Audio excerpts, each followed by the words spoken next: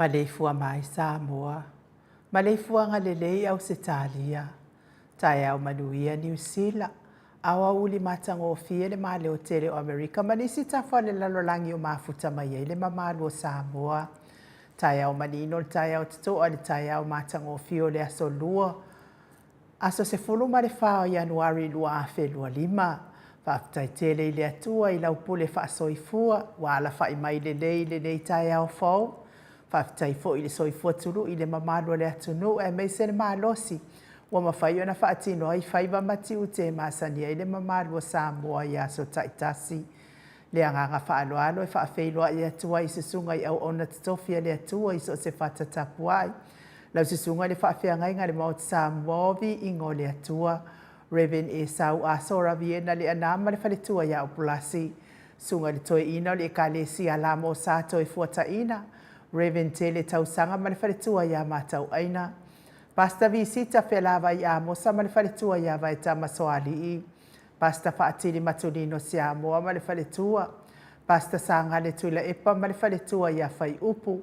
Reven awatama to whai ono ma le whaletua i a katenari. Tina malolo manu malo i a Julia Moli. Le susunga le epikopo i a Sianava te vitaki o Sianava ma le whaletua i a Jacinta. Pasta ainu umuli a ngavi i sava inaya ma le whaletua i a Saipeti. Mātua malolo manu malo i a muli a ngatele soti ma le whaletua i a Potafou. Pasta i a Kopolama ma le whaletua i a Ainga. Pasta tole a Fua Faraniko. Pasta Moana Tulolo. Kapeteni poloka i vau ma le whaletua i a Petala. Pa i au ainga matama, leo so ngā pule matu mua i tu au mala tawa ainga i tai ma le va au whanoti. Sua ma le vai whanua, fofoma ai tu langi sa ole masale au mua ma le lau niu na sai lua. Le awhiwhio whaatu i to whale ula lau na mtasi ma upu i a te ole motsa. Talofa lava. Maleifua mai o le au mamado se tātou malo i le nei tai au fōu, lau a fionga le tui a ana tui ma le ali i whano. Ma le toa so ala uvi le lua malo masiofo, me se le fionga le taitai sili, le Grand Chief o Papua New Guinea. Fō mai o le tūla fono, fō mai o le polkiki, ai o le fō mai fō i o le tamau a inga. Taitai o le vaenga whai pui ai a taua tangata Samoa. Lau susunga tule e pa awe lua fatia lofa lupe soli ai lolo fia ngaru male mana na ioti ai ono. Dr. Sailele maliele ngaoi male faltua. Ia chilin. Le professor to famanino ai o le fo mai fo i o le tamau a inga. Le fionga le komiti tu mau o le kale sia metis. Sunga le whailaunga wha maoni o le tala le lei. Le fo whaia o nga sinia o le tātou University Samoa. Le fionga le professor Dr. Afualo luanga lau wha amoe tau loa manu wutsa lele ma le whaletua i a Rosemary. Good morning. Whasalauta o le ainga sātun mafono ma le Maleifua mai le nei tai au fau la ua fionga i le sao le o tasua tele. Po le fionga fo i a fui maono manu seni tūwhele ma le whaletua i a sua Vivian Biffem tūwhele. Le superhero le tātou por kalame. Le fionga i le ali i whaipule. Tō whai a le ala i le pule. Fionga i a whepule ai matawheo. Tupuola. Tu au pepe le ala i manua, le ala i le au loto rimoni a iafi. Ma le whaletua i a Sharon, good morning. Professor le soifua malolo ina. Dr. Lea Usa to le fua tu pai sa mau take na seri ma le whaletua malolo tautua to nuu. Tato sponsor mai Hawaii le fionga i a lilo fotu wa manu ma le whaletua i a baby Fretten ma le nofua alo, good morning. Mai se fo i le fionga i a vui Nicola Wofo ma le whaletua i a moli ma le nofua alo mai sini au se talia. Susunga i a Felice fiu se ni o tautolo ma le whaletua i a Maria ma le nofua alo mai sini au se talia. Good morning Maria. Fionga i a le manu ma le whaletua i a whafangu le ala misa ma le nofua alo mai melepone. Ma lo soifua manuia i le nei tai au fo whafangu. Ia me se fo i le susunga i atu pai o le vai didingi mau moa nanu ma le whaletua i a Marina ma le nofua alo. Good morning. Le Maleifua mai o le au sina si o tātou atunu u le nei tai au fau i nei tamā matina mātua tupu mai o Samoa. I lau a fionga le uso ali i lau susunga tu i le epa whai ai ma le whaletua i a maunga mu. Good morning. Seu manu matamua whaali a ma le tausi i a ia sinta malo soifua manuia malo tapuai. Alofi po le patu ma Vienna, good morning Vienna. Na nai fa umuina o le ana le tupu fia ma le falitua ia mo nanu ma lo soifua manuia mo nanu. Telesia se kola siti kato o good morning au lele matapula se umalo fereti funga. Po a mai o ele tina matua se umalo aso vale fa alava au aso vale. Ia pe o tali umai le fa inga malanga teo inu ese Paula Banks fa asutusa fa a e fili. Pepe si itia epa good morning Pepe. Le sina le avai ma do soifua manuia le sina Maria Akiau tuala Maria Blakelock. Po a mai la wa fionga tuala. Ngā rua fisau fo i maluloto matangi vila wano longo i pule pele tito i loa le ifi. Whaai uwha mau mo ana e keloma fo keti sia moa evo ai o whaiva. Rosalia mu popo mila, good morning Rosalia, mafuta mai au kilani New Zealand, Fei Leu, mafuta mai Campbelltown. Ia me se lani tina matua le ia Telesia, sa nele a foa, mafuta mai moa i Samoa, good morning Telesia. Malo lava de soifua manuia, malo fo i tapua i ate o tautina matua tato maftanga whaktai fo i le angalelei i le tato tai sili. Ia e meise lava de vaenga whai pui ia tau o tangata. Ia meise le polkalame nei va sili fiti fulisia inu e tele ili wha so tau mamata good morning. Ngā whapula sa lua tele moas ma le tausi ia Susana. Lau fili a rona whai ngafa ma le whaletua le susunga i ato alima le ifi pope tuala tama le langi ma le nofua alo. Ia manuia wha malo stino le neitahe hao to alima. Le tamamatua i ate o sane le tunai ma le whaletua i ato o mata ngaluvao le ota good morning. Se wa muli tuipoloa ma le whaletua i ato o amatai o good morning to ha. Papani i Paulo Ioane ma le tausia a kenese. Le ifi o ane tu matavanga upu atu atavanga ma le whaletua i asu nema. Moi malo tani elu tito madua timu, good morning. Whaletango ai Farani Swan ma whiao taito whiao. Po a mailo soifua malo loina. Pupui fatu elia tau ili ma Filipina le musu ngā uta Brown Martina, good morning Christina. Lolo mataua ma pauli ului ma le whaletua i a ngā fosfulu. Pali tele mo angu tuti apuna olo tango ma le whaletua fatia lofa pouvi ma se iuli whale ula fatia lofa. Tuala tau umale lua a le sio mulipola. Silia la e o kene ma le whaletua i a le lovi purchase, good morning Silia la e. Ma tau tia sa ngala a pelu se asom Celestina. Manuianga nuengo nei tae au Celestina. Tu au pepe yo sefa se tema ma koleti. Sione haitang. Po a mailo no fatu atasi sione haitang. Tawetia tafua sua maroini. Sua pentito, good morning sua. RJS, TV upati, le lo minga, vai tovi Filemoni, marifaletua, King Solomona, Vita Smith. Tau faiula me King ile au pepe lome. Fala na ipupupani pasa fa apoi male. Faletua ia fa afu. Tau finga fui maono ma Diane, good morning Diane. Tupa i o le vaililingi whaasalafa tapua i kuka le whaletua ma le aingale i manusina se te whanu to le efoa. Ma le whaletua i a matai ati o sa whaatonu ni umata mau salafa onsi tu whaanatu. Ono sai tu whaanatu, good morning ono sai. Eti maulalo, Braces Silangi Ayang, Selina Aling Nahil, Kolkita Tuala, Maria Sione Tusa. Onsi whaalongo le lei, Veronica A. Samu. Malo lava soifua manuia ia te o tautina la iti matina feololo fa manuia le atua nene yaso faiva matiu te masani ai. Petonia salele good morning mafuta mai Amerika. Sunga ia mulipola mose Maria Ulai fono i moana langa aia pele sauma mafuta mai au kilani New Zealand manuia lo waso langa aia. Le fetalenga le fale fitu le susunga ia lapa kolisi le ota ma le fale tua good morning. Toi sulu ngau ngā tau mati elive ma whaau mo manuia le nei tae ao. Toi sulu. Lusi pa utalo se walunga mamaliu mai. Lusi pa utalo po wā mai lo soifua malolo ina. Taua fesili a mitua na i malisi good morning. Tupuola parani se anau marifaletua. Le vave ma Monica Pale Smith afa Malau Brown via ma Janet Langshu a matawhai a Vito Yosefo ma Susana misala au ma situila good morning situila. Moto sangele toi tu ma Anastasia Piwiva, Lofi Posi amo ape lua ma Rosita, Robert Peterson, faumoina po wesi tangi ili mama Tania, ni umarikau me valo ia paso i molivai ma le tausi. Bisa foi le fetalenga ia le fau watu uanga seata ma le faletua ia Lisa Sole Maleipen, good morning Lisa.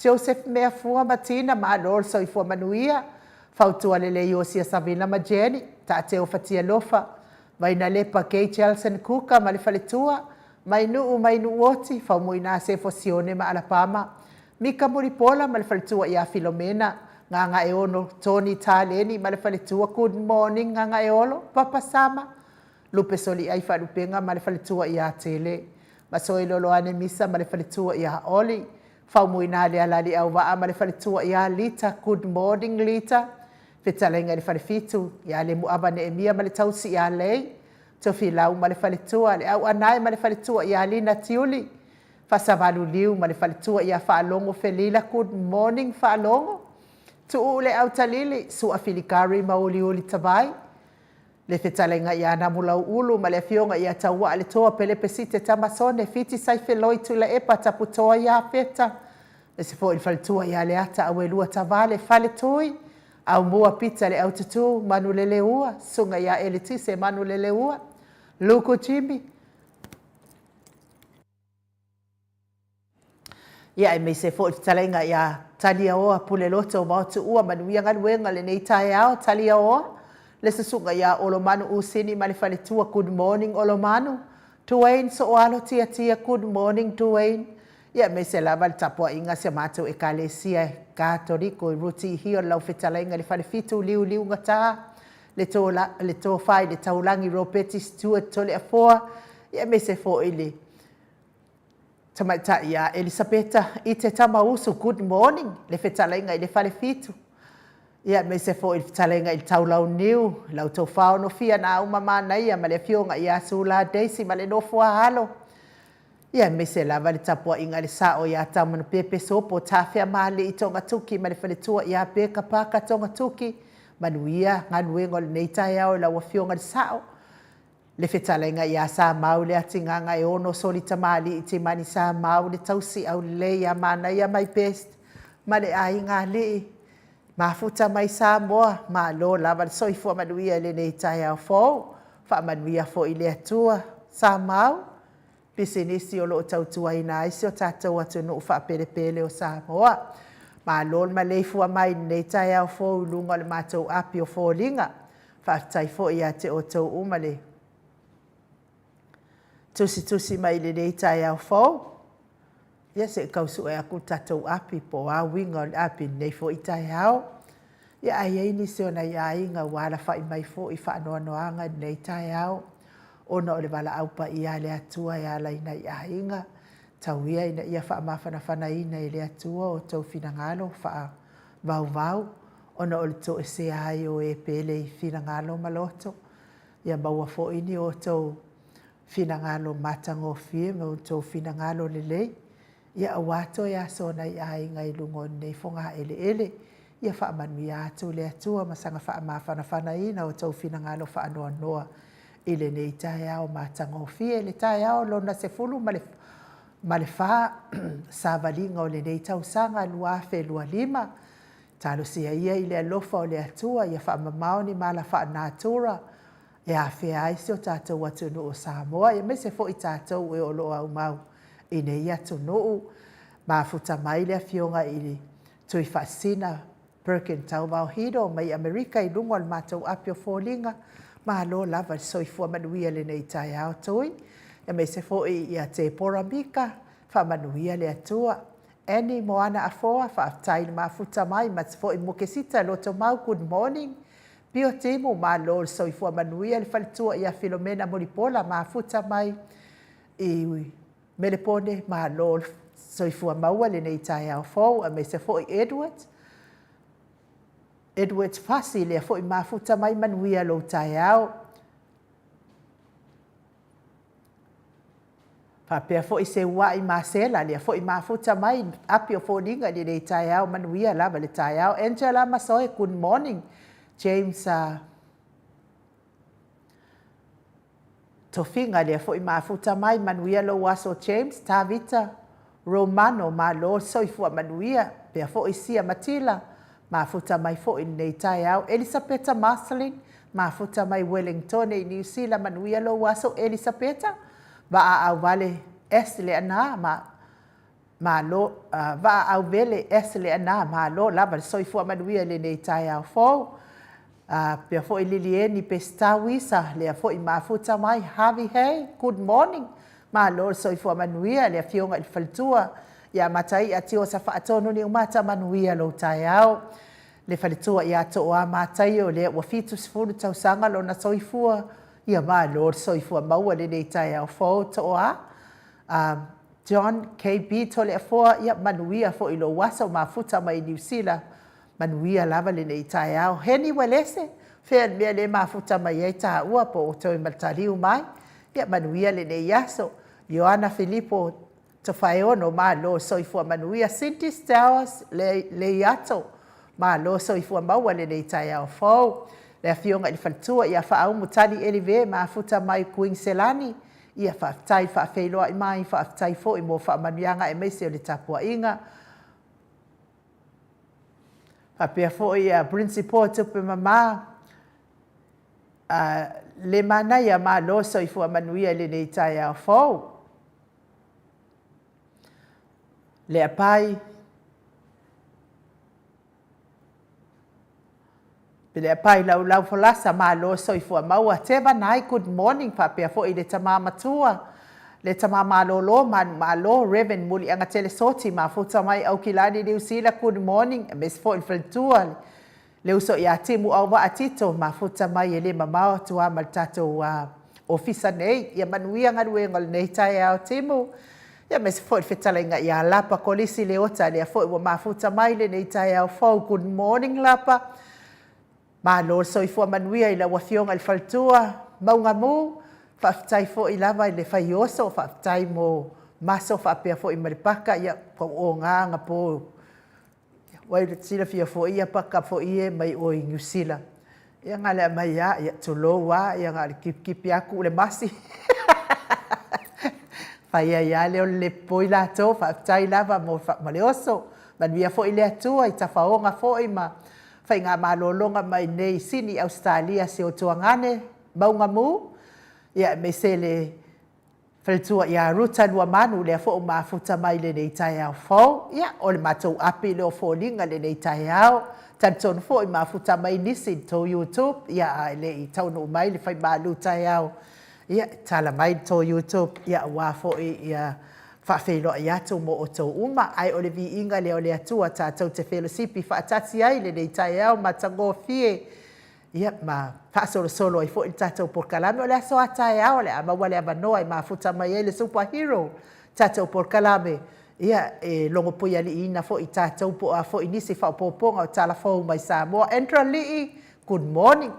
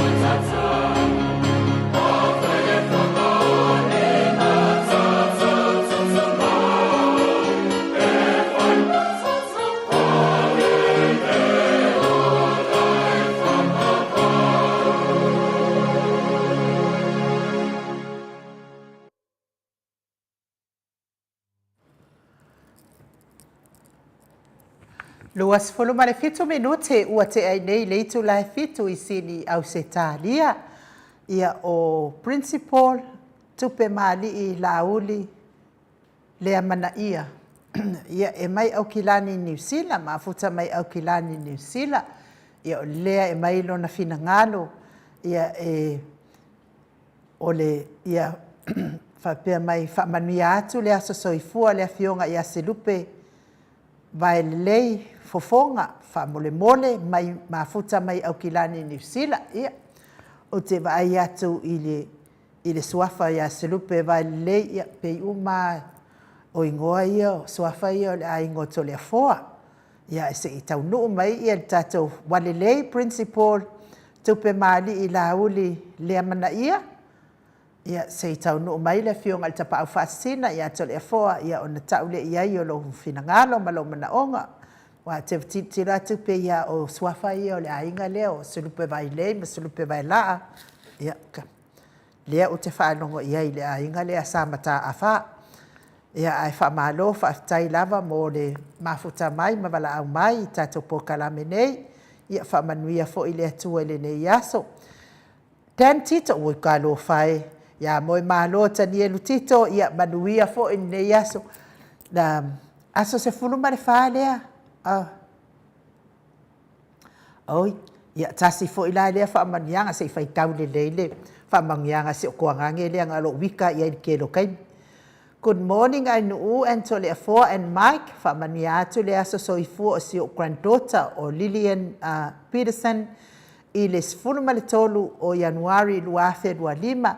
Alofa atu ilona peia la wawalu tausanga. From Papa moi malo tito. Manukau o Kilani New Zealand. Manuia por kalame. Ia whaafitai tele lava. Ia Lilia Peterson, ia lea wa whamanuia mai, ia mai whamanuianga mai I lau siau papa, ia Dan Tito, ia o lea lai whai mai Lilia Dan Tito, e mana o mia se leni. Vai, wala ba o whai a whamanuianga o pese a o whamanuianga o se leni, ia mai se leni whaatau ai ia le McDonald a Lilia Peterson ia ai malo lava ia manuia fo I lo spulu male a lo valu tausanga mai a papa moi malo tani elu tito mai mankau o Kilani New Zealand ia whaftai lava moi malo tita e utone good morning whapea fo I Fiona si atulau Simone malo so I fo manuia mafuta mai fo I Wellington eli tau good morning se epa se umanu whangai ma loso I fua manuia le nei fo I tae au matango fie. Ia. Pua ianga noa tu I whaasina tau vau. Ia. Ma lo lava so I fua manuia. Ke loa. O le ngoa leo le pasia. Asi o kausonga sai ai. Pua ianga noa. O le ai. O le ngoa le pasia o apia lua. Ai nga koe whaakau roa leo le pasia la ukama. Whaakau mai roa le I a o tau I palauli. Ia whao ngā lava le restala le sa whea lua ia tua pasi o le tu salenga. Ia pasi la o le pasi si o kausonga I salailua. Ia ai koe loa ko le pasi o wa umane apia dua. Ai loa ku ia wapua o anganoa. Ia ai malo lava la wafionga tu I whaasina. Ia mese la le tina ia se malo fereti funga good morning se malo ia vi ia le atua ta lofa atu suafa manu malo Yesu Keriso ila fionga nei tai au fo mai le atua ia vi ia le atua ai o au le o le a o walu eva ai le fo mai o lea fai atua ai a famanuia tele le atua le tatou por kalame a lofa tele atu wale le se malo ia manuia fo I lo waso lofa tele atu le lava le puipuia o le saifua malolo ina ia sau ai fo I lea lai mau lava le tatou pokalame to e whaawawai lau matamata ia ai manuia lava ne yaso ia te oitina matua o petai anai good morning mafuta mai I Queenselani pea fo I se meli ti sabusa malo saifua mau ele nei tai au fo taua fesili ia le atua taua o le vavaai atu fo'i ia taua ia o loo anga lei lava le atua ia te oe maua fo'i lo oe ia malosi vi ia le ali'i. Whaftaitele lava pua ia nganoa mo alo whaanga mai se o nei fo'i ia apa au ngau ia manuia lava fo'i lo waso whaftaitoi whaasina. Ia o tatou pokalame na mo nei tai au fau tatou o whaawhiloa i mai nai lunga tatou api o fōlinga. Ia o le aso ana nafi. Ia sa whaangoa i o loka lokoi. Ina ua o vavaai atu le aso ana nafi. Ia na maua mai ai le reporti mai Samoa. Ia ua pongia lava le tamaitai. Le fionga i tamaitai palemia i lona ofisa. Ia sa ami uma lava i le fionga i palemia i ana minsta le aso ana nafi ia lea sa lo tātou ia fia i tiro i lunga o penga tawhailangi ia se pangana fo i nai mātua whaafonga mai nei tai au aso ana nafi sa ami uma i lava lātou uma o minsta e to asfuruma le lima. Sa ami umala i le aso ana nafi ia ma talanoa ma le fionga i le palemia whaatahaua i o lātou wala awina. Sa o le ia la fionga tamaitai palemia. O le tofia lea po le wala awina lea e avea ma minsta ele se tofinga whatauwa. O le matua tofinga lei man mawalunga. Ai meise la o le waai mawalunga. Ina ia manuia le mamalo le atunu e ala le ia lātou tofinga minsta i vaenga uma o le o ngaluenga le malo lea o lātou puipuia ma o lātou waaia. E ala ia lātou tofinga wha minsta sa tofia i lātou ele fionga le tamaitai palemia. Ia ola o vaai atu la nafi. Ia wasau lunga o api o fōlinga lunga o le tātou penga tawhailangi. Wa whanoa noa ia le mātou whaipole. Mātou whaipole le ia Maleifua ana rosa. Maleifua. Tumua ia loto le whanoa noa i tilo atu. Ia o le la vea mai lona suafa o ia o lana fionga ia le minsta lea o tamaitai ma.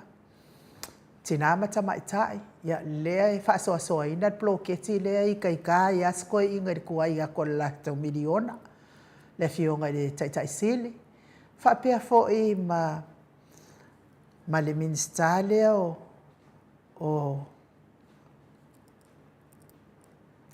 ia fo i le ngō matai o le minsta lea a o lona suafa e wawe ana o mai atau o no semo.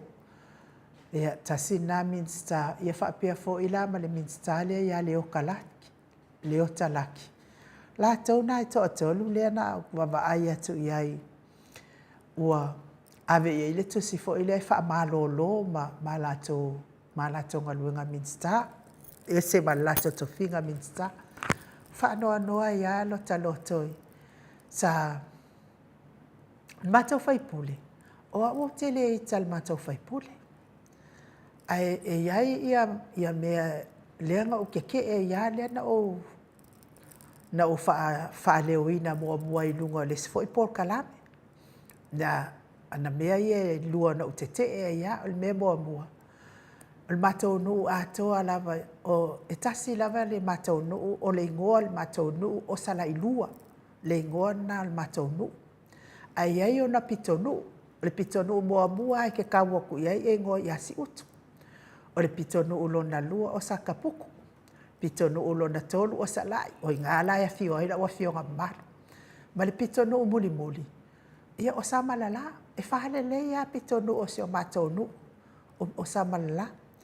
Ia, e tasila le ta ungo al mātou nu, o sa la ilua. Sa mātou wola fia.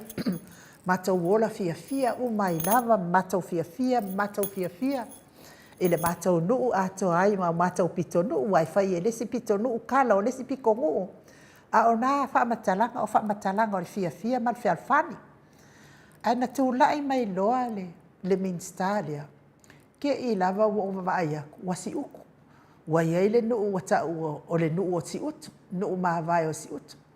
A le minsta lea, o te le iwa ai i le nuu lea o si utu. O te masala o te matua le minsta. Te le iwa ai i le nuu leo, i le pito nuu leo mātou si uta. Le mea la le ti ngā ia la uloto. Le anga so stangati Samoa lava ia pele ia lona fio anga ma lona la fa. Mea mua lava na ti ngā ia la uloto. Mātou nuu la.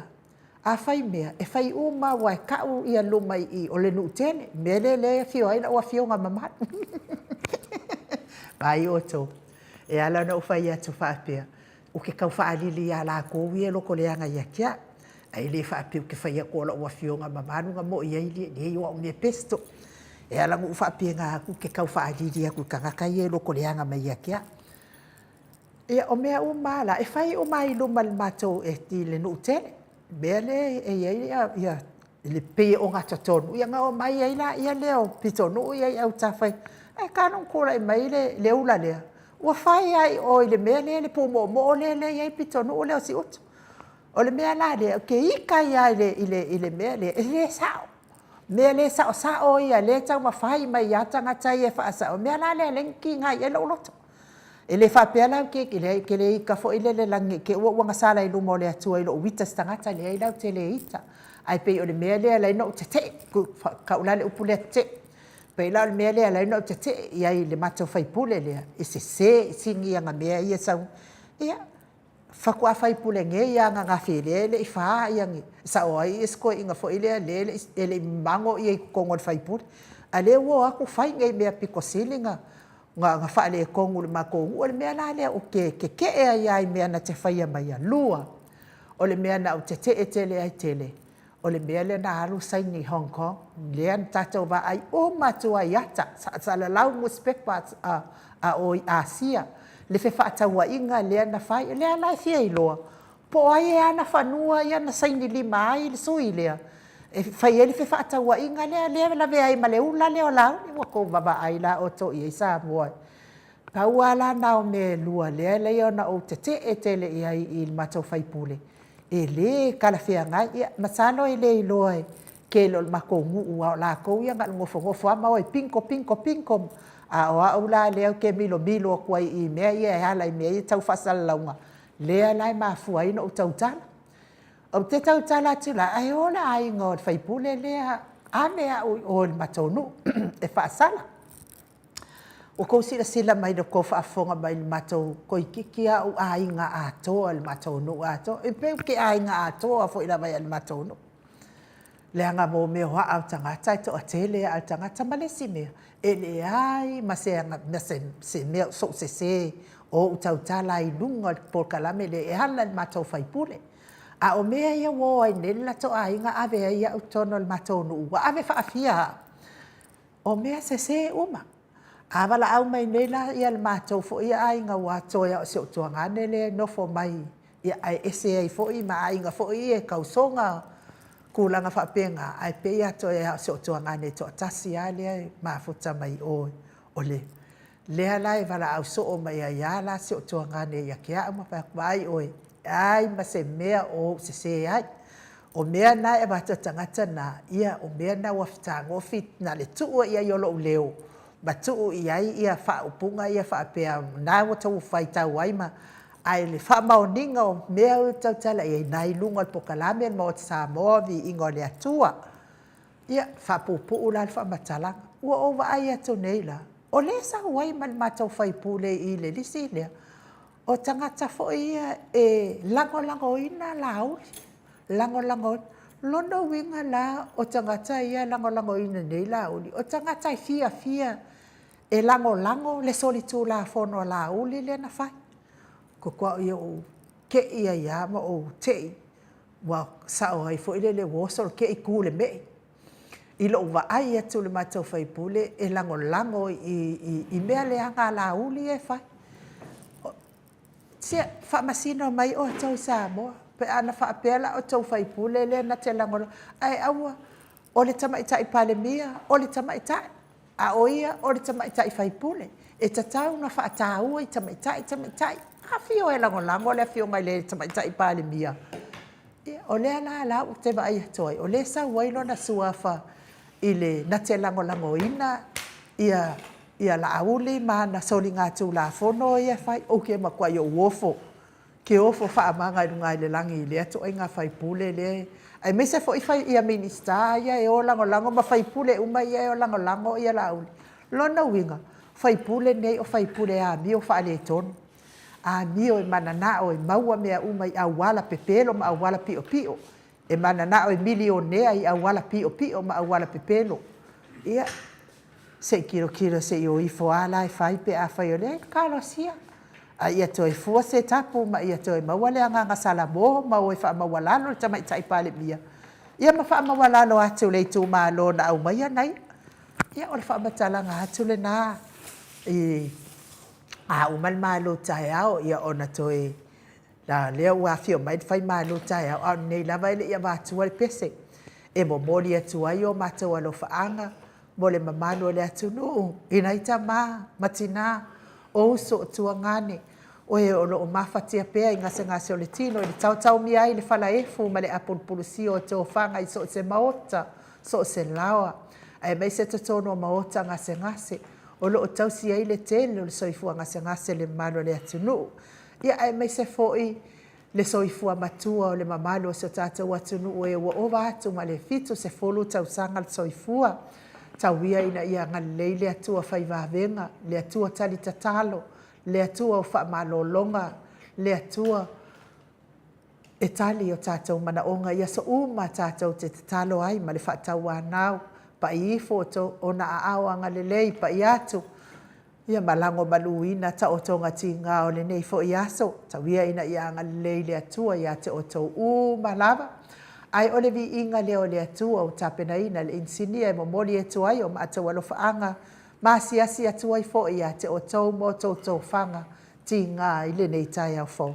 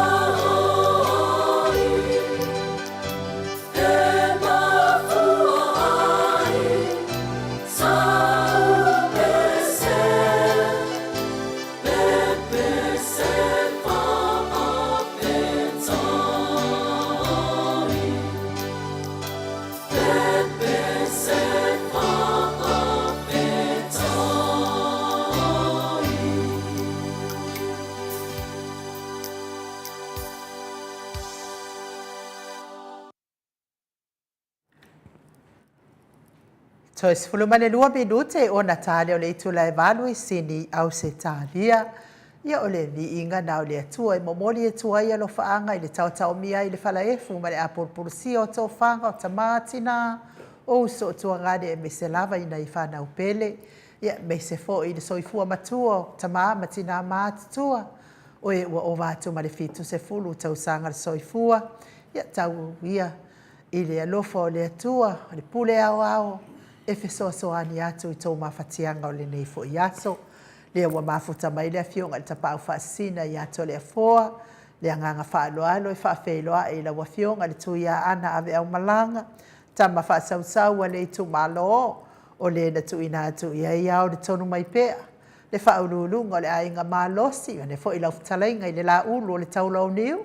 Ia o le presidente o le Kalesia Katoliko Samoa I ruti hiu. Malo le soifua manuia le nei tai au fōto le fō? Malo fo soifua malangi ma, le nei fo I tai au matangu fi le lofa malanga lei o le atua. I le vatua fes famtalanga ina ua mo pia nau whātulo le fio le nganga pa ia, le tātou maftanga le nei tai au, whaktai Yesu. Le nganga le nei tai au matangu a fia ina ua, tātou whiala mai I whanunga maru o le tai au fōu. Ia whapena na tātou sapi le matango fio le atua tātou vaia lo na mana malama le ne tua laulangi. E whapena na momoli atua ai le ngana fia le nganga whaftai le atua. Momoli atua le vi inga ia te ia wa ia e ona le vi inga. Whapena na whaatu mawina I pēr le tātou maftanga mai ia. E ala le tātou whi oe o ia I malangango le I le aso ma le aso. Le la tai au whaitawina inu. Ia sa tai au siri li fui lena tāua ia te au. Ono le tai au nei o te fo I whawhainga renga I nu te whainga. Pe ia tau no tai au nei. Ia o tai au whina o fia. Warana no fia I nu. Ona o te tari tonu. E te lea to unga renga I whaini whale. Donga renga I whainga. O le warana o whataritari. Se ia o mele su wha masina o whina masina nei. E to ia e mātou. O le wanai. Au mawhawhau nei nu de nei le va mai le temino marolo mai o mai le sonde wa nei le te fenga venga pe mo pokalami o so mo ko ki nga inga le fali o ka wa o nga venga uma la vanga ko ko me ka usanga ka fa uma ia mo ko o ki nga inga la ma va pe ko ia nga o la sufa nei no e mo pokalami to foi le to le foi fenga venga mastan o tautono, e tautu mai ngā venga nā inu. Wai te whinga venga I te mi te marolo ai. Au I le whale, o e sori e whare ki ngā o le ulu. O le ki ngā o le ulu, o le whawhita auri, o le mea, mo le mea. Ea matau lia fo, I te lea fo o le tala nā tu spaia. Te le loa la po ngā whare ku spaia le kua tala lea. O tauta mā, ia, ai ma le afu al mahaun. Ia. Whailai, whale afu o whangadunga. Ia, ka wanga makwa I afu I wha. Enu, aso umai vai penu maro tunu, o ke afu o kua nunga pokalame. Al whamlavela, I sa utupe mua mai dai le afu lea. Al whamlavela to le fo. Wale ai ma le afu to te leo tamā ne vai tau, awa ai afu. Petu nangana inu, le wale ai male afu awa ai afu to le fo. I le whangongo mai se uso ia whina lea unasa. Unasa vai na lepa. Kate Jackson Cooker. Ioi, le whangongo mai Samoa. Ia manuia malanga pe ato whai malanga lo whianga unasa. Le whangongo mai Samoa, me mutua manino lava. Ia pio na ngangale na le tato whina le ni yasu o whatalo whatu. I le mamano le tunu. Ona leo te whaita wina le asu whātu e fo ia. Se wā ngāla o lata whape me whenga renga ia tau. Leo le asu lima. Ke sa wine koe amo sa kauru le asu. Au te doa. O le asu whānanga na o whaia le asu whātu e fo i tuai. Ia le ngangana inu. Lesi mea na o ana mani tai au. O mawhawhau an mele tupu whapea. Ala se si whawe nganga o nei mele o tupu mai I te tātou tofi Samoa. Yang mamdeng oso mana mafofa whapea. Oi, nongo winga ni mela wele tato malo te mine. Wa mau le kensa. O le kensa le amba wale malo. O le kensa fula. Te roi nu, e siri pe atu. Ia manuia le malo tai au to le foa? Whaftai lava mo le avanoa, whapena fo i o na Langi nai fo'i le manatu whalanganga wa fo'i o le tamama tina matua le tatou mawhitanga le nei tai au matangofi. Ia, pe o le aso nei o le aso sfuma le wha. Ia, luna masino yang wali, le dua afe, 2.5. O le whapena o na wha mawina i fo'i nei malu whalanganga lungo penga te whailangi. A wa fo'i le toe tilo iai, ma toe mawhauwhau iai, le mamalu le tunu ai mese lava tamam tina le tatou pokalame. Me lea o te toe whawhiruai, ma toe whatalofa le fio le nganga pa ia, le ne tae au le Maleifua mai, le soifua maua ma le langi maina. Ia te o tau le lofa tu noa ma le manuia mai le atua lo tatou tama, a toa ma le alii o Yesu Keriso lo tatou alii, ma lo tatou whaola. Le tatou tuswhai tau la ne tae au, wa maumere tusi lua korinito, nona mtau pe wha, whai tau wina le whai pue tolu ma le wha. A whai fo'i ua uwhitia la mātou tala lelei. Ua uwhitia i e ua whano. Ua whaatau asoina manatu o i lātou o e le whaatuatua, e le atua o le lalolangi nei. Ina ne ipupula atu ia te i lātou le mana malama o le tala lelei le mamalu o Keriso. O ia fo'i o le whaatusa o le atua. Se whamole ni uti toi whonga mai whamomole. A whai fo'i ua uwhitia la mātou tala lelei. Ua uwhitia ia i e ua whano. Ua whaatau asoina manatu o i lātou o e le whaatuatua e le atua o le lalolangi nei. Ina ne ipupula atu ia te i lātou le malama o le tala lelei le mamalu o Keriso. O ia fo'i o le whaatusa o le atua. Whamanuia le atua i lana upu le nei tai au mai lana fionga pa ia. Whaftai ainu. O le tatu tus whai tau le nā, o le lua korinito, o le tau pe whā, o le tolu ma le whā le whai upu. Wauwhitia i e whano, o e ua wha tau asoina o lātou mawhauwhau e le atua o le nei larolangi. Te whapupuunga ia wawena whai ngofie, ua uwhitia i e whano, o e ua wha tau asoina o lātou mawhauwhau e le atua o le nei larolangi. O le mena ro tupu ia tātou temi nei. Kusa ua wha tau asoina i tātou, i e ua whano. Ua tātou wō ne mana malama i whainga o le atua o le nei larolangi. O le whesiri lai e waweai o na mauale saonga o le tātou whaasoa le nei tae au ta māmatina.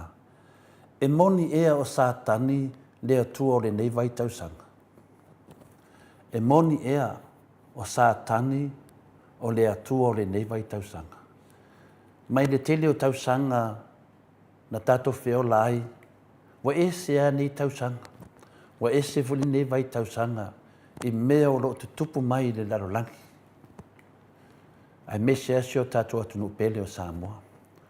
Nei ala watu la i mai le whesiri, e moni e lea mea, wa pū lea e sātani nei vai tausanga. Ia, tofu a tātou ma le tali.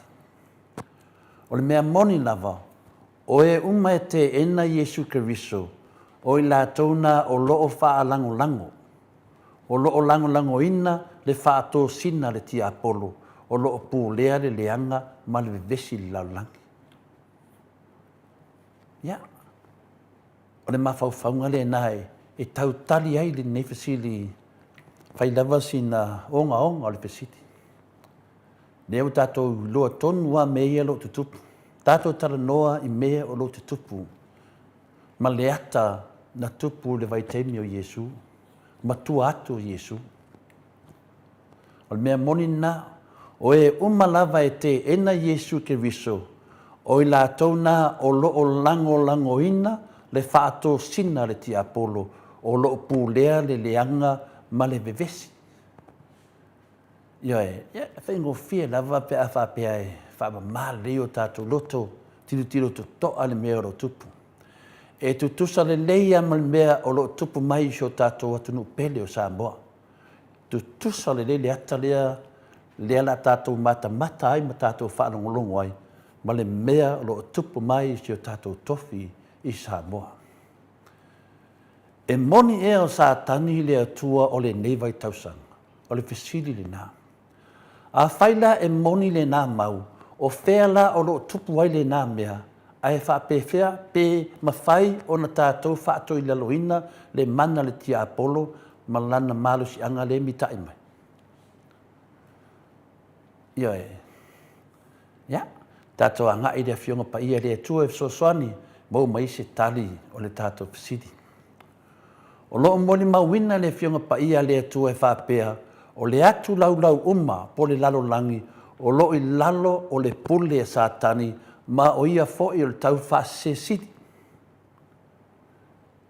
Ia whapea tātou e leo i te tono le fionga pa ia lea tua, ia tali o mene. Le mori mau wale fionga pa ia lea tua, o le atu laulau uma po le lalo langi uma, o loo i lalo o le pule e satani, ma o ia fo i o le tau whaase siti. A whai lau tusi pa ia po le fionga pa ia lea tua, whai tau leo le whaalinga e se funma le lua non whai upo e iwa. Whapea, wa lafo fo le tā rako tele o le ngata tuai lea, wa ingoa i le ti Apollo, i le masatani, o le whaase se le lalo langi uma, wa lafo ifo le lalo langi, wa lafo fo i ana a ngelu whaatasi maia. Maofa whai ngā lea tua. Lea wa iei le ata lea la tātou mata ai. Le ata wa lewa na tupu. Lewa toi tupu mai te tonu o tātou tunu pele o Samoa. Wa pū lea e satani. Wa tau mai fo ele fionga pa ia lea tua. O satani po le tia Apollo. O loo moli a ina i tātou. Matua ia i tātou. O mea ia ne mai le fionga pa ia lea tua. O mea na satani. E mō lia satani i tātou. To e tua ia i tātou. O taua mai foi o ia o le leonga e tangi ma o ia o le tupu a manu. Ia. Ma sani an tātou whaalongo ai. Satani o le leonga e tangi. E whealuai o ia e sa ili po ai e aina e ia. Ia, nai to tono ma sani an tātou whaaso ai i le mua peteru, no mtau pe lima no whai pai batu. Lea foi la wa tau mai e le tātou tusi whai tau le nei tai au, le lua karinito, lo na mtau pe wha, a whai pai tolu ma le wha. Ua ufitia i e whano, o wa wha tau a soino lātou ma whau e le atua o le nei lalangi. O mea umai a le mele fionga pa ia le atua, o le ata, le wa tātou mata ai. Ua matua le ai lava se avanoa e tuu mai e satani ia i tātou. E le mawhai fo e tātou saisaia satani. E le mawhai fo e le kālesia o na meesia satani. Ua le ai fo e se tū la fono e o fo i malo o whaatasi. Ua le loa pe whape feo na tau lomaina, na tau limaina le nei whawhita auli. O le toa tele lava e le o malama. O loo whape nā lava o na i aile ne nefu ia i tātou, tō tene lava le nā. Lātou te leo malama o loo tātou whea ngai, ma se mana whaale anganga, o le mana lea le tia Apollo po satani, po le mana leanga. Ia, e ui lava la, le nei tala whaanoa noa, ma le nei ata whaanoa noa, o tutupu mai, a e tasi an mea moni, ma o fofongia, e le mawhai o na whaangalohina, e iai le e sili atu lo na malosi na i lo satan. O ai lea. O ai le sili atu lo na malosi e satan. O ia lea na whaatoi lalohina satani, ma le lua afe lua suma 5 tausanga taluai i lunga o le satau. Tasi ari tangata ma whaia o na whaatoi lalohina le mana satani, na o Yesu ke riso. Sa le mana o le tia Apollo e alu Yesu ke riso i lunga o sa tolu, wa sa ia i loa e tau ave ke riso ang sala laulang yuma. Mai mea musu ai le ki apolo. Pe ia le tato te loa neva i teimi, musu ki apolo e ave mea le whamsinonga, e musu. Le ata la tuai lea tato te mata ai, le tupu ma teimi nei. O le manao whena ti apolo, e le manao ti apolo e alu Yesu i lunga o sa taulo.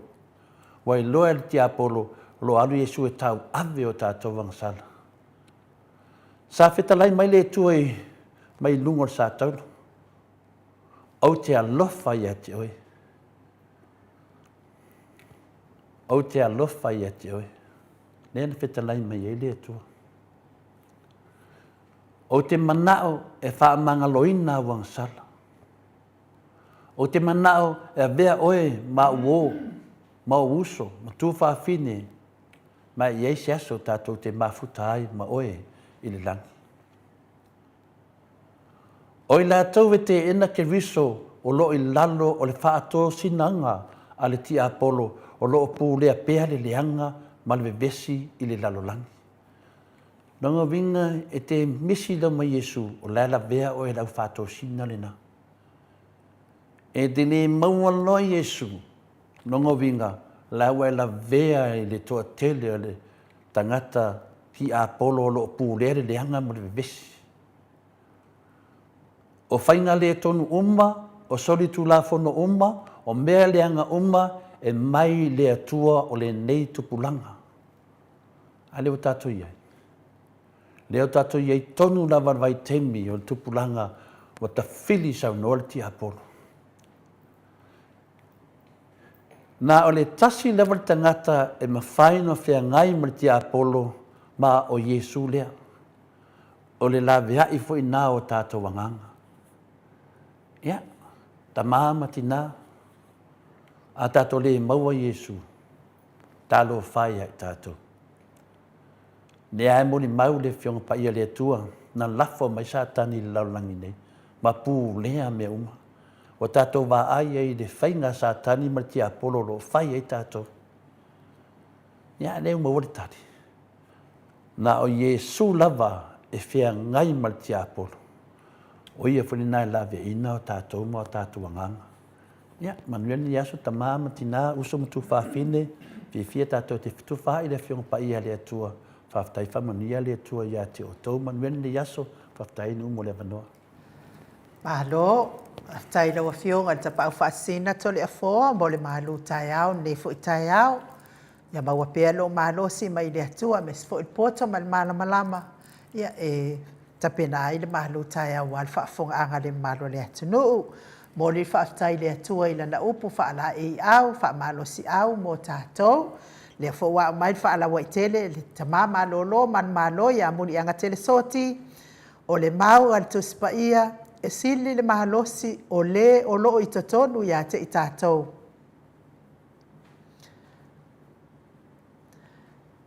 O le anganga pa ia lea o le atua, nai le o loo i le lalolangi, o le ti apolo lea, o loo whea lua i e pe o se leo na tangi, o loo sa ili se mea nate sa e ia, aleluia.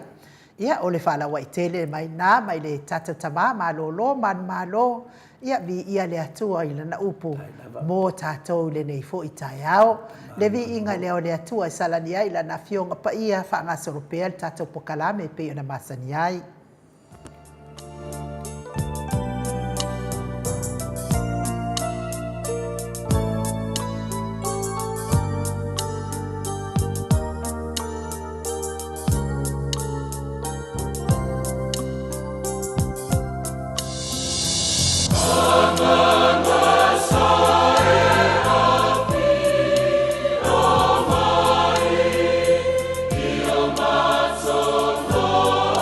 So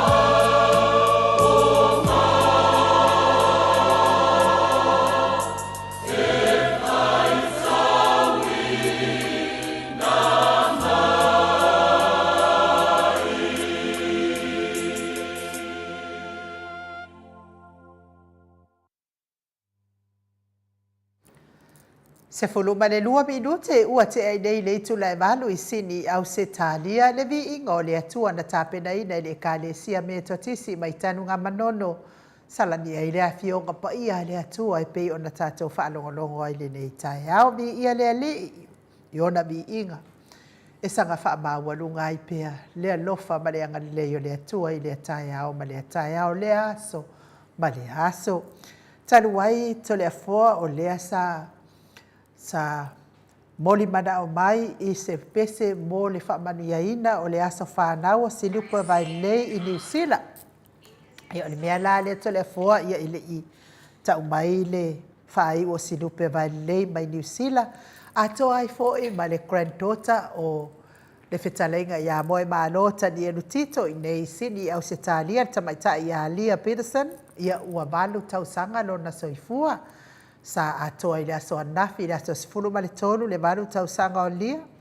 Peterson ia whaatasi ai la ma le aso soifua se lupe valei pei o na moli mana o mai ai nisi o le tātou autostusi to le afoa. Tai tonu ia o le a whaia le leo enu ma fonga tau moli moli.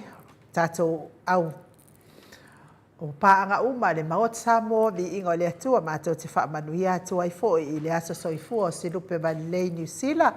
Ia atoa ai foi ma le aso soifua o le tamaitai o Lia Peterson. Malu o na tausanga tau ia ina ianga leile atua sanga whaopopo nisi tausanga stele mo o lua. Soifua ai pea I lungo neifonga I le ele. Ia mawhaia mea lelei uma tō anga foi. Ia o te le lopo o fia le matua o silupe valei. Ia a o Lia Peterson. Ia tō anga I le aonga. Ia tō maua foi le usta ia nana lua timu. Wale fia ngai fo I mal tau singa o tau sanga wha popoina ma wha manuia I le atua o tau wasa soifua I le nei fo I tai au fau to le fo ia a o le vi inga le o le atua o le ama usu mua I le pese o tau wasa soifua ia na matua I lea masa vi inga o le atua mo le atua ia lo whaanga to le fo Whaftai enu ia te loa sudupe vai lei ia masudupe vai laa ia o mato tupu anga ia le ai mu ma bea a le fina le ia tau in fai tau atu ai mu ma bea ia o se mato aingana mai I faleata I le pea ia o talitonu ia sudupe vai lei ia manuia loa spanau ia whapena fo I Lia Peterson a manuia le atua ia maua pea le fia e ola ai le nilau langi ma mafuta pe ma Yesu e ala I lona tala lei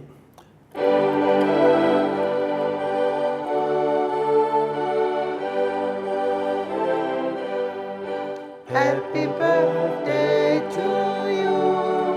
Happy birthday to you. Happy birthday, happy birthday, happy birthday to you. Lia Happy birthday to you. Happy birthday to you. Happy birthday, dear Lia. Happy birthday to you. Manuia toa sofana. Manuia toa sofana. Manuia toa sofana. Va manuia le tua. Va manuia te le tua ia soifua. O silupe vai lei mai New Zealand whapea foi ia le awhine ia Lia Peterson I sini au se talia. Te tonu la ia umari tatu pokalame ia wawatu ai lua maripese e whamanuia atua ia sa soifua o le. Ia me se foi le mamano le atunu o e na soifua mai le aso ananafi ma le nei foi tai au fou ia sanga whamanuia pea le atua ia tō wasa soifua ia tō maua le fia mai le alii. Ia o tātou tau savarivali atua I le amatanga o le nei tau sanga lua afe lua sifolo ma le lima. Ia whaamalo atu lava ia te o tau le mafuta mai I le tātou porkalame nei. To le foa ia a o maua le a manoa ia se I whaisau sau noanga se I tala mai lau tō wha.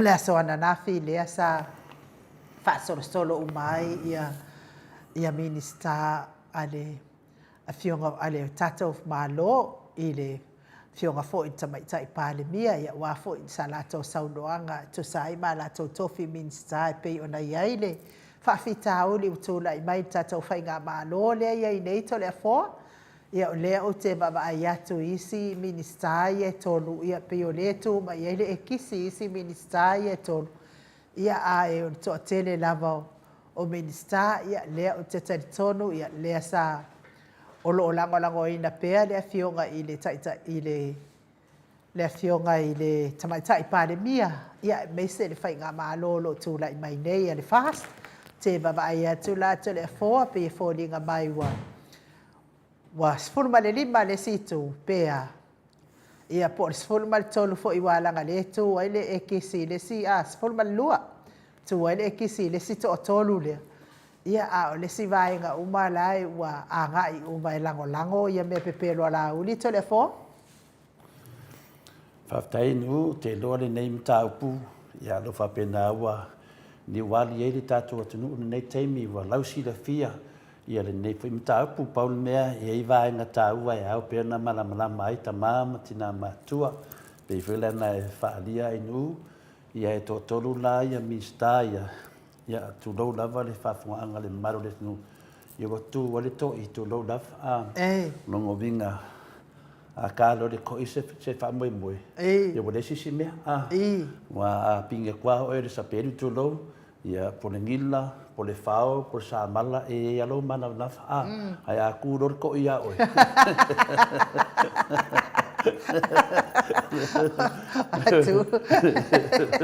Watu matau tapu e la.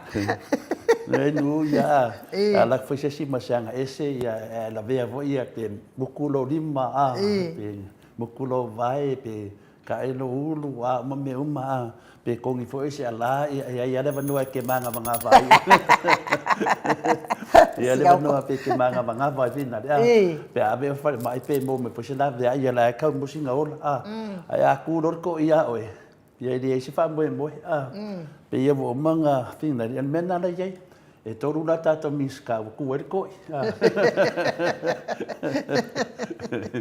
ia le temi nei da o le wa fa malolo ia mista ia totoro e tamai tai palmia ona o tu langa i le tu langa fina le le tusi ale le fa pe fa te ai le tamai tai palmia ia lango ia le sunga ia laudi wal mena le ia nei na fatala no uma na vai le capeneta fiame matolia foi na o fiame matolia foi le sai ai finale se fufia fulu dua so o yesu ia maltota si suto do lai le ia sa wada ta to fa pena le na te fa popolo si mo foi dua la wa mo lo fulu di mai do so o yesu ia ta to ia o so o lai fiame so di ma so fiame le era fa popolo si dua ia wale fulu dua la so o peno so o yesu es fulu dua ia se foto todo lo ia yesu ia le wa ma le vanga le fati no lo media os fulu di e se fulu fa so o fiame ia am fiame e sulim também tai palmia e ne finen manino le também tai palmia nela fai nei fai ngaso ia nela e me fole aka ma to dia funga ko kasino fala ka yesu ia al mene ko fa fala ka o yesu e to tasi na bole so na to faina na te faia ringa venga na fala tai no yesu no yuta fala ta e fala ka yesu ilea e to fu tu pesidip mo tu pe final nena wo mane te mi tato wa le ata le tato ndei ia sama sani ana sa tato se furu ia sul toru do ia yesu sa mana ia la ngona tanga final le fapia e se mana yo Samoa mal fa ka kiang al lato parlimen ia mal lato capeneta o mai no la va nga leto ma to dia me mai mon pasi de fiona tete sidi lai mana mala tete sidi de mafua anga na fa ia alo mai va nga le liu o so ia ale so lo yesu a sofia me la ro de so yesu ar so te mai tai pare mia ia ma to di fo yesu sa mudu nga vai ona na so den fa mai yesu ia den mai peter mama o yesu na me au la vai que fai singa bem te mudu vai ia fa mai yesu vai A le feia nga venga le ele so tofi le maro. Pa mai pete. Yesu ele ngakana o maudima fo ya. Au lo tino ato. Ya me umala. Le ana mo malo na mulu o mai Yesu ya lana so. Ona le nganga foi na le ia lato maua maua le tofi le la. E fa pena fa menen fa tino e fia me. Na mai umai fia me na vaenga. Me fa tata noa e le fa pena na toru dia. Mahadiela. Na mai lava uma fa tata noa laudi. La me na o ia laudi busu. Wa ke e mai laudi o e mana o laudi if tu se longa fa maunia le na na soli tu la fongo. Tam fa na besen to finga tono le cabinet. E le fa pea na fa de tonu ai fia me o le ala tau mau mai te mai tai pale mia le nganga sio na tu ya ta afa tau tas sa o ia to ina le ta afa le tamao o na te mai tai pale mia ta to fia me tu lai me ta afa e ia ona fai unga ese de manuia yo Samoa Mahadiela e pi sa va ai matanga te ia fia me ia peio sio na tu le temin tu lai mai ai ta afa e fina le fia me to dia mta aforta mai i fia me le ta mau fia me le sa manatu matangata o le fa pena le la watangia mal mele le la watu sa o fia me i lalo tu la fon e le se si lungo tu la fon ai nu le na i fa sa o ai lo la uti de ai alu le fa yo le la wai kai lo ia la uti sa lo la uti kai pe de o fa ai vinda le e su ese si ai ia lo ai ko le ele me finta se ata tu spaia o me mai na mai le fiona paia le tu e ta tu foi ta le taia o le me na le faine le onga ki apolo o le vava ai o le ngalo se ai oi ia le o ki de va o ai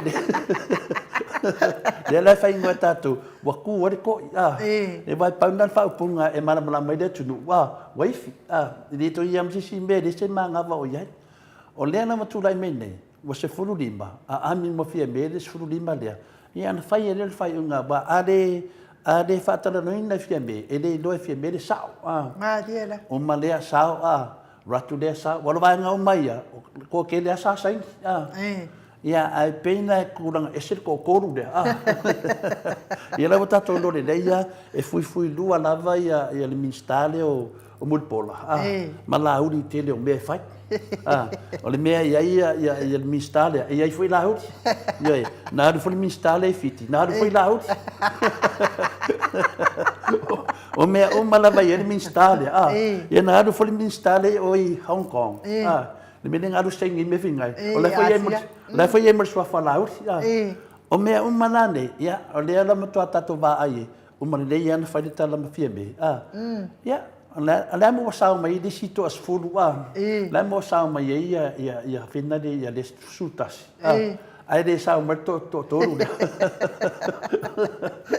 ona le e muri ya tangata yo na ngalvenga ba ai de mai tai pale mia i tu danga le ai o mi stadia o la ua malaudi le tono komiti o le milion ia ma kwa fa hinga le tu ni milion ma diela na wa fa le fa unga te mai tai pale mia anga ele ele po le mga kaunga mawali milion ale pa le ame wa umi ina fa ka milo nei me ma fua mai o le fa ia il sunga ya laudi ko wa la to yet komik le la ta to baba ai nei po le hasi a wala da tu pumbai le do pole ba no le ke ia ku malo ba ku mala ko milion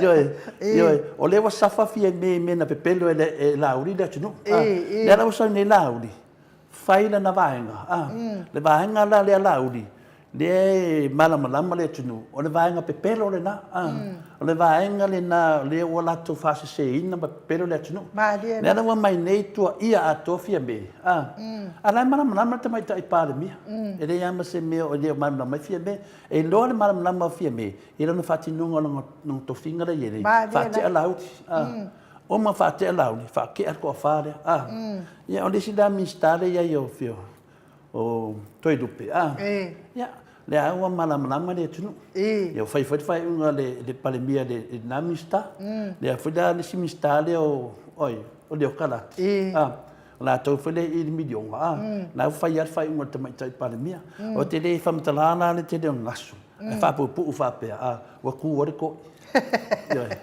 wala vale upu wa kuore ko nonga winga le ai masisi a meo ko koe toi pauala le tūlanga le nei toi lau tono al palemene e nei le fono al palemene e na watu alo ia le vanga wa kuore ko ia ma vaenga o lau laka laka i re ko ia te mi nei la le au te lenga ma le mamaro le tinu ia o le mele sa valo ia mai e te mi fai tato poka la me le malepe le vaenga lea na li liu mai le mai lo fa mai wa malepe le chapipi la ia no tato va ai pe ia na fai atu ai una mtanga o ai e mua tangi o ai muli ata o ai mua tangi o ai muli ata ia mai mua ata o ai muli tangi le la tato va ai de kari e mo toni fo kanka de o laudi le sunga laudi aka nge ke fai aku le kingo ke le ka maro sai e ki ki si lau la kai do foi kanka le do e fule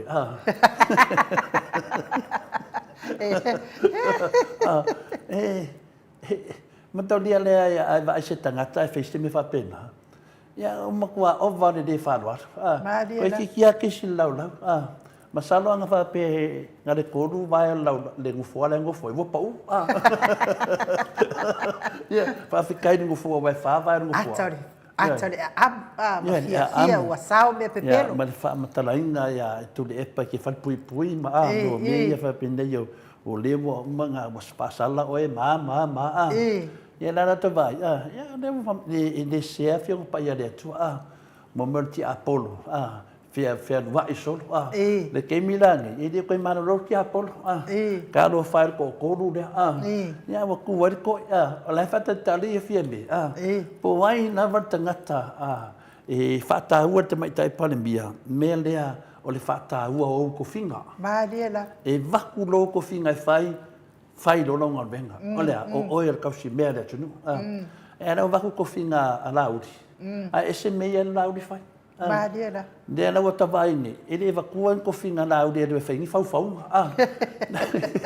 ele una ve ko le dice fiambe ni fau la leo ia fai la cosa su ega ele da ve ko le dice fiambe lo wadu fu sengi me o Hong Kong ne na mo ne tani mai fiambe I lunga o fina le fata le tunu po a fe tali mai fie me le merenga nga losa o ya mulipola o Hong Kong e ngalo va nga le ainu o le ai mo le mau ia I muspepa mai o sainga la ai mo le mau le ia me sa mai ia tala ia ia ala fai mai ia de do ai le na fai unga fie me ya mole von patali poleas tala fie me fai de media ya la wole fe me tala fie me ya ade o fai me na fai unga ya finale ya mulpola ya ile mene na sawe de va mai o I foi tutuila matali fo de va ale na ta we so fale o finale o toirupe sa ta u so fale minstalia le na ya loka ina ile kengele observe de officer ma fai po fena mai ai mene le fai lana susu en finale le na to saudade vale li poki muspepa le mo kwa fa ali mela la to le fia ile me finale ale fa na venga te mai tai le observe ale no foi fa masino le sa matuangu nguru ale tunu ile ba ala le wasa pe fodinga mai o le a matana ali uma le ala matana tali mai fia me e o vela le fasela e ka to ma to fadadi le pisa I povi ma sua povi ma tupe o mai tuila ya tato e winga le lato ya sa ta wer sua falauti le ala wa e mo fodata ya le wa ku ko ya lauti o me umane le sunga la ya le talaki ya o le milionga le o ia le tono le milionga le ala wa vai ne le safa le atunu le ye le milionga le fa vale le atunu ya o le vai nga umane o lo wa ku wa ko ia finale le ala mo tato wa vai ne le ala wa mai ne le vai nga fasa la o le fasa wa against ia po te atu de palemia mana iona fai unga fai nu ala wa ke aku fa kuskusala fa fela pun fasio fa fela ia Harry I dato me o fai nei e fa fea wai o le mena le mo le leonga finale wa wa kangi so le su ese me aina ya lawa ai le onga ko koru le bomba kusa ka ku ko ka o le fionga pa ia ai le onga ya na ku le ko ila vanga le wa ai le onga na foi ka mi le milo so le onga ko ai ma ya le ke mingi yo mo ko fe ka ngaka pa mai wa le fe lo le onga wa le di onga le ya le fa ta dia tu ya Australia mali yo nga fa masingo nei ai se vai se le nga Samoa inu wa fa mole o le fa Italia tu tole fo wa mi yo nga la mai nei o le la te fa ya tu nei o le i le sua fo fie me de tono le suda ya ai lo nge fie me pe o te tala no te mai tai pale mia sa se kilo yo fa nga lo fa ta ole le sua fa ya fio matau aina sione matau aina ya te mai tai pale mia te sili fo la de di na va fa mai o ia o nga mende po le amo tu wai sua fo te mai tai pale mia to tono su ne ya me se fo ile mamado le capenet ya ona sa wai de vai dai ele o sa wai de ngo o le kalaki de su ala sa wai sua fa mo pola ya ele o saule ngo o to edupe de su adu fa ke ai to edupe longo vinga la o le na te ia mana pele tu du to samulo psidie o le na fa talita to o le ka so li o ngai Samoa le finga le so ese ai nga ya ale no mi Australia le o nga mai de fa sala po le ala na melo fa ne le na fa ta waso o le waso fa o masina nei a mai le ala o tato va ai atu le mele a mai nei lima o tau mai wa whaka waso o tau re ti apolo o tau mai lango inga ia le ki apolo ma le ionga o ko umanga wa whaka waso le ki apolo ia tau malama le o le whamasinonga e mai rami tonu o te mai tai pale mia e te tala lola na tō wha manuia Samoa alewa a matan te tala tō wha te mai tai pale mia wa whai unga fia me o tangata nei sa wawalo ia wa whai unga te mai tai pale mia le ame wa sao ais tangata nga sengi ai le sao isi ainu le wa lote te luane e dengal paudu le vanga nga sengi tusi Whai unga te mai tai whanango lango nunga mea lo ve besi le tunu molo bato e pepe siri le tunu e toa tele la towi e te tauna whai unga te mai tai pale mia ai ona le nau fia me fina le whai ma le whai tete ia le tato malo ia ko koru la le watu wai le fina le ko ia inu ia tato ta talo mo lato ya bea fo ia whai unga te mai tai pale mia e tu ia se mea mo le ngang sala boa inu bawar sala mo ya mau fo ile na nganga le aru dalo ya ana ngala ele yor va ngale dalo e mo kwa fede dei mai runga ya na fai unga te mai tai pale mia fto I lo ala mene ile aso le fede fono ya to fa ofi mai po ile la ma wai so o yes fu mole dimba le tato kapeneta ino se I laua tu lava le ko meni le atina matua ya pepe si tia e pato le fo ya le e whaingata lava na ko bengi mai nei tina matua ya le fo maua mai le ko meni mai ya pepe si tia e pa nei tai au tai au manuia sunga ainu a fionga to le fo tali ia mai ma lo fa ma lo si ma lo le tautua e le pa ufua se mata o lo tautinga wa nei se e soisoi le whaafongaanga ma le sila ala na fionga ia mio whaasausili a whanau al tangata. Best solution mo le malo Samoa whaataape le pale mene to e whai pa lota fili mai e le atua tai ia mio tonu malo lofa moni ia Samoa. Ia se koe ka kuku mai lano le ko bega lo matua o le afionga I le ao le malo it's your call now don't hesitate ai se me e tupu ia Samoa it's on your head malo fa alo lava God bless por kalame manuia le aso ainu keep on laughing and it's music to my soul to my ears ia ole lo fa o le finangalo na o le tina matua ia pepe si tia epa ia mafuta mtapua mai I Melepone ia whaatai lava ia te oe tina matua ia whaali fo I lo fina ngalo ia vi ia le ali whaatai fo I le le ua whaafoka mai fo I le atunu I lo fina ngalo ia tarusia ia I le alofa o le tua I musuina fo I fina ngalo tamaitai palemia ia e mai se fo I fina ngalo le ao le malo ia wale whaatoa fi le muina o se tātou atunu whaapelepele o Samoa I nei mea ua tautupu mai tole a fōa. Mo I lei ainu, I le pena se le whautuanga tina, o la tau ia na mua I malai ainu. Malia la. O la tau whenei sa I totono le malo, sa whainga wenga le lei Samoa, na tau te malama lama lei mai le te, leo tau sanga au mai le tato malo. Ia te tusa la tau manatu, ma manatu le whianga te sili a Dr. Tule Epa. Malia la. Me se whalifisosoani a Professor Dr. Fualo, ia le lipo kiki foi le whaidau tusi al vanga whawhai, le tato hero ia la le pule. La tau via I lungo le tato pokalame, malama lama le menei, o le mea tonu ane o whaimeltina ia si epa. O le mea tonu ane o whaimeltina lea, o le mea tonu ane tan whaatino. Le lato tilo whale mawhawhau tangata matua, nei tupu se whale velave. Lea inga lue le vaenga lea peche leona, o sesi na vai Samoa vine tau whale tonu. Le ngā lulu e tangata nei. Le ana le va ai o tamaitai palemia. La whela se va ai le ao le malo. Ia le ua maua le tonu. E to te le atu le vaenga la uri le vaenga fia me. A va pena le aru wha pia le tato malo. E le to eise me le lei mwhainto e whai al malo le nei. E le to iei fwy se mea wai e pāsia le lua vai tonu. E mo mia le lango mai le HPP. Ma le vaenga la uri. Nongo vinga la, o le atato wofa apa au ngau ai lava pero sa noanga le tinalea. Ia o le afu ina, o le so le afi, e te mu wai ai nu.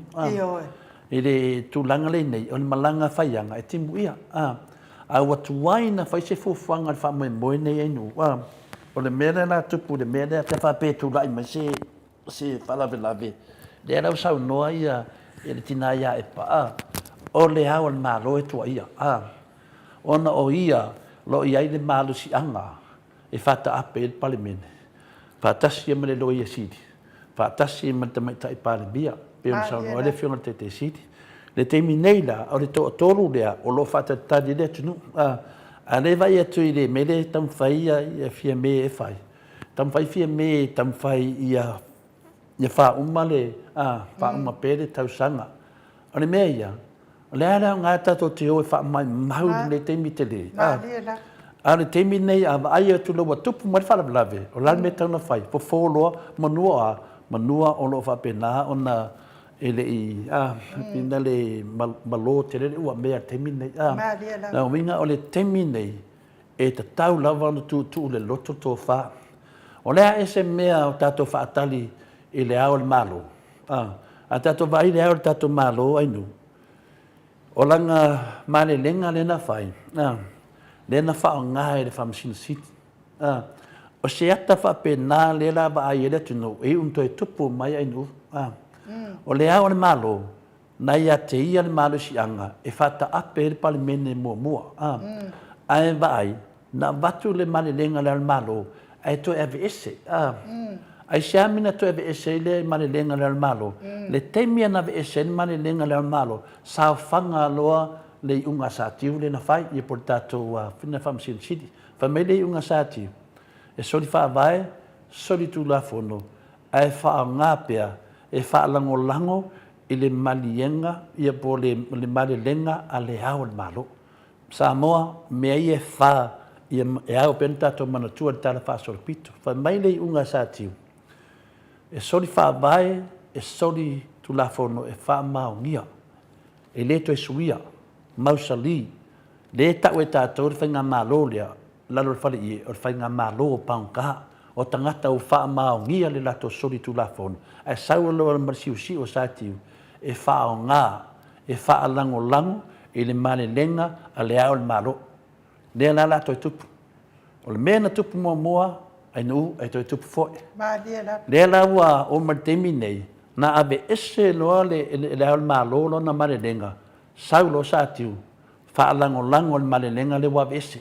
No ngo binga wale mafai ona fai se fuafuanga o nga wawe ese le malilenga le ao le malo.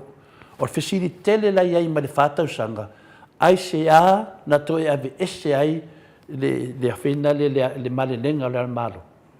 Ia tumili whano, ai se a na toe ave ese ai. E se tangata na whai a tumili whano e ave ese no malilenga. Ia tātou i lore lei, la ngā ave ese le malilenga, ona iai le mele hai whau mai tua. O le an mele whau mai tua, ia whao ngāra whainga malo lea. O tangata nei Samoa, o tangata popoto, o tangata o loia, o tangata e malamalama mai tu la whono, e mawhai ana lato whaapi oa se mea, ia whai ese mea. Po le ana se mea wei, e mawhai lawa tangata nei le lato poto ma le mai lunga o tu la whono, o na whaapi o se mea, ia sao whanga ai se wha moe moe. Le ala o tato wama ai nei, ai se a na ve ese e le au malo lana malilenga. Ai se a. Ana malilenga le au malo, o na e mauai le manuia o Samoa. A te tala le tō wha a le au mamano le malo, manuia Samoa. A te tala le tō wha te maitai palemia, manuia Samoa. Le ana o whai unga te maitai palemia, e wha lango i lungo le tu la fono. Lana le mea finale le temine wo tupu nei. La mea le whai ena mea sa vali lalo tu la fono. Le ana wo whai nei le e tamaitai palmia. Io wa tuli la audi. Wal mea le nei Samoa, wa tuli la audi. O la audi. Sa ave e tamaitai palmia. E saua i lalo i lono loto futi ifu. Ia po le whai o lono tusi wha ma vai. Ioe. Al mea le wa tupu e la audi. Ia, le wata vai wa tupu. Le mea na ngā kao le kuri. Ave ese wha amuta tamaitai palmia. Ia lona no to finga te tono le o kapeneta ai le tonu dal parlamento le ana to fo e difficile le po le to alalo mai le tina finale ya epa le ana mo tadi atu ni tau tina o le mea sa o na wa sa no ai to fo i le mata op o le wa fainga renga te mai tai parmia o le a muli lalo le fa vai muli lalo le tu la fono le se si lungo le tu la fono tanta uma le wa fainga renga te mai tai parmia Dana ngan le da maro le fai. Ese mea. Ya na fai mai nei de maro le tinu. E ta tau le al malo. Ona fai da ngan venga. Le wa fai ngan venga te mai tai palmia. O le to tolu ne le to nei. O le palmia, o le al malo ia man lo yesi. Te le lo la po fai ngan venga lo yesi. Lo mo ia te mai tai palmia. Lo fa maro lo na mista. Dal me le tau mai. Nga te mai tai lo yesi le da fai. O le wa ioe molia loa la uli ona molia. Wa tauria muli a aven loia sili au mai loa molia loa. Ya, ne dei, a faina le na ai nu, ya lo faina venga loia sit. A le mele pate tadi le tunu. O le ala vai fo le mele. Pa mate fa maro loe fie mele na kapeneta e mau ai se file mo le tunu. Ma le bevesi le tunu. Ne uma bevesi le tunu. Wa bese nei mista e tolu mai to tono na kapeneta. Ai to e mai nisi mista e tonu. O le afelo to ai le tunu. Le wa matato le afo na fa tonu e la ulia na media ia e wo aku e falianga minsta ia pe fo la o le falianga ina fo io le minsta le o tupe ia la ku mu ia le fo na wo mai fo ia de tai fa ule la uli fa pe mai fo ia le ko na langa mai le road show le nga malo ai lo ki ia telefon senu sio la ai pa ura banga na o ke de fai nganga mi wo ai nu mo la to fi ai pa o ta ba ia nga la ai pa mai fo nga vai ngo de ka fai de ta pu de ne Kusa ole wingo la fa betara nga tole fo sa o la so no nga. Kusa ole wa amata na fa tonu mai ma wa ile fe vai inga. Yo, nga a wo e fa ki nga kadinga. E ai pa wa e nga di ni fo ma ku u lo kai ni fo de. Ma ga wi ya la ko ngi. E mala ko ma fa. Ona mena ne fe lo fam talanga nga le tau talia tu lo fisi. Male fa so mai tina. Oi fe de ngol tina. Pepe City epa. Ya, Pepe City epa. Ona na fa soa lea, o le kile na o langona le tunu lo ye temi. Ma diela. Ya, wa bele leo le fa leo mai lunga tato pokalame tina matua lea. Ia wa ve ma leo le tunu. E ta watu le al maro. Se to fa mtala ya mala le mele fa mai tina le fa mele le tina matua le pokalame. Tupu mai se fa se whalawelawe Samoa e tua ia le ao le malo. Le vinga nana na sanoanga. O lo whapena o ne sili atu le sili atu le pui puia. Nai lo tonga fitia. Nai lo tonga fitia. O le ana watato wawai le mele wa tupu nei. E whaingo fia na taupu. Nena fisi sa o la vale fianga te sili fina le ainu. No fisi sa o e la sa. Ya, le pawale tali na whaimari te sili a tatou. O loia mātore ki. Nena o tamu whaifina le e vange meriki. Ia au ti tautala foi mali whaalo alo. Langa o takta tule epa. E le so tangata e so ngā whai e ni. Ni fesidi fina le. O na lai mana manama le leia ia le atunu. Tangata lava tō wha. Wa lava la na wha asoa mai. E loa i le atunu mele tupu. O lai le HRPP le ki. Lale winga le upule lai le HRPP le ki. E le to yesi me mwhaina whai. O le asi me mana au fia me. E ui mai lava le HRPP. A wafoi nanga lawa ke e le wahanga laudi. Longa winga. E le to e haru lunga le tato malo. A whaina na lai whai le me nei maua fia me le ka peneta. Ia e maua laudi le whina le palemene la tau marfunga whetalai. Ia longa winga e wha moe me le HRPP. Ia lo winga lawa tau mai ai. Wale ai se wha atua tuanga. O iai te tono le tātou mālo temi nei. Ma nei sau noanga tina, whata apel palemene, to e whaile pālota, fili mai e le atunu uta ita i ami o tonu, mahalo lo whamoni a Samoa. Ia, matalia le manatu nā. Ai te tauna malama tangata e awo ke ia whaka apel palemene kaunga malama. Le whamalmanga la nā, o le ao le mālo le angai me tina lea. A le whaia le ao le mālo lan to whinga. To whinga le ao le mālo, e batu e le whina le tamaitai palemia. Wa te taun whata ape. E le maua se fi le mua Samoa o le whaate au minsta. Ma to e tasui meni si minsta e tonu. E le alu lunga le atunu ai nu. E le whaake au nisi minsta ai mai konga. Pia e whodinga mai tu le wala le a. Ngā sui e le kiesi. Arka ngā kai kasi. Ai ke si le fia o e telefoa. O te fia i le whai unga tamaitai palemia. Whaakea mo mua. O te fia e le whai unga tamaitai palemia. Whaakea mo mua nga mingiska. Whaarilo na pawa oia o le palemia sa ia tō fia la tō. Lela wa ba sila tamaitai palemia wa le whaatoa ina na mingiska. Whaakea noa. A umanonga whaakea. Ia whata ape ai loa ia lea o le palemene. E o kere loko iai. O ke langunau inga ngalo tina ia epa. Chitia epa. Ono lea, e mo miar fili vua inu. O re kele rifa ke e fia me o miska. O re kele fingal fe ai o ki apolo. A fe ai ngar ki apolo ma kele ki apolo fe ai. O lean me tupu mai. Ia maua ka kou menga o fe misa ia lea tunu. E sire puipuia e leo tunga fitia. O ni tamaitai palemia, wa te taun whata ape le tato malo, toi foi tua whai pāloka. O ia lai i le ao malo, whai unga na, lango le loia siti. O ni mele watupu nei nu, ne ua malama le tunu. E pāua le au wala e fofo le whawhita auli lea, o le toi foi tua le tunu. Toi fili mai e whai al malo. Mele sa awai doa ia siti epa. A le whaia le awala lea, e le maua se whāro whāne o Samoa i tausanga nei. Lea ua oi le atunu. O le whai unga vave lava i whai menei, o le toi oi tua le atunu. A whai a le oi tua le atunu. I au toi tupu mai whoni mele na tupu mua le ao malo. Matalia le ao malo, na ieila na male lenga, e whoi le atunu. Na le whoi lo le male lenga le atunu, ai koe be ese.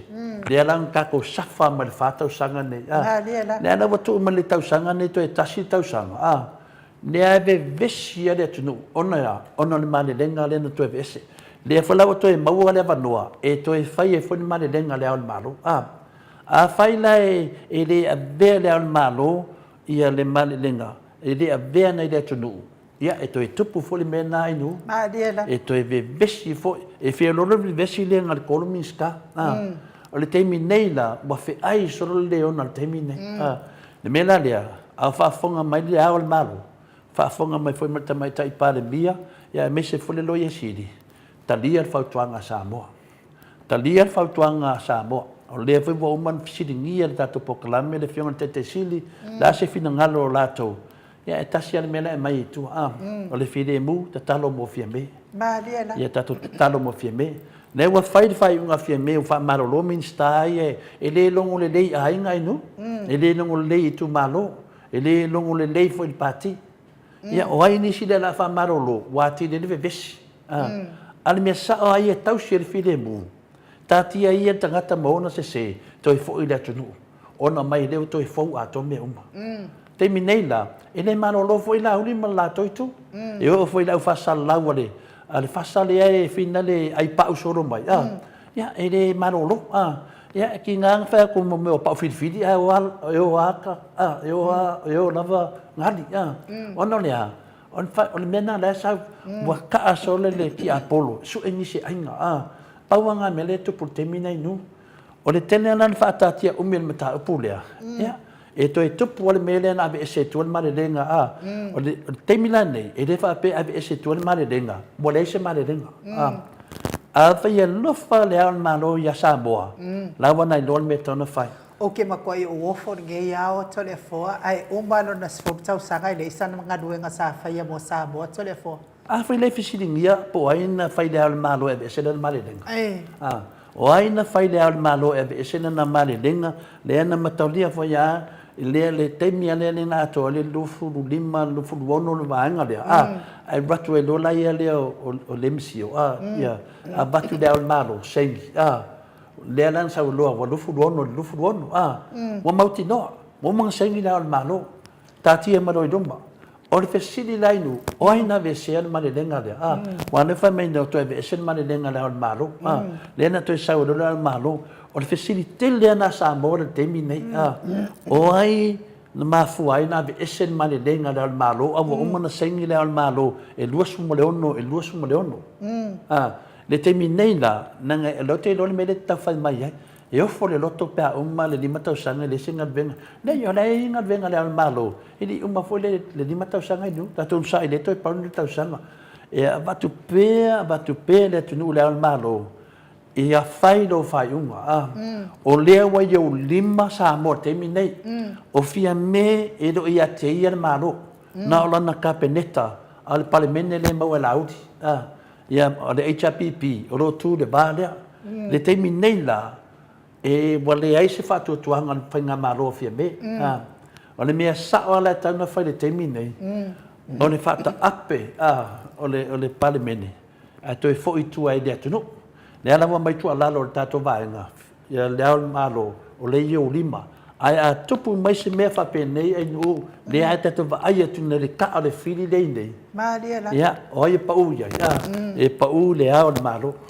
le o tato vaai a fia me leo tamu fai fia me su e se wala e mawal file mu e le mawal file mu la wala le fai fia me la wala file mu e Samoa o te fo i le tunu fai na filinga ia per tali atu nai nu mal faula malo ia o te tali tonu o le tūlanga lava lea e te tau o nao ia e tau no ia se tatau atunu wa lea lo manei ia le fono pe ia vai aso lea le fono ia tatau tilo lea pe fa pe ina no fo ia lea fono